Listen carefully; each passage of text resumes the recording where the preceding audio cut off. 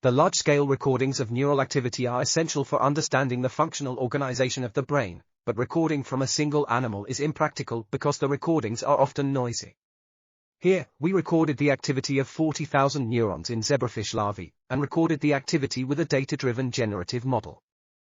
This model reproduces the spontaneous activity of 200 neurons, which form successive state spaces. We then performed in silico perturbation experiments to determine the functional connectivity of the brain, which is conserved across individual animals.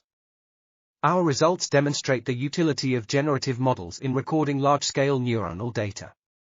This article is titled Neural Assemblies Uncovered by Generative Modeling Explain Whole Brain Activity Statistics and Reflect Structural Connectivity and was authored by Thijs L. van der Plas, Jérôme Tubiana, Guillaume and others. We are www.article.tv. Check out the video description for links to this article.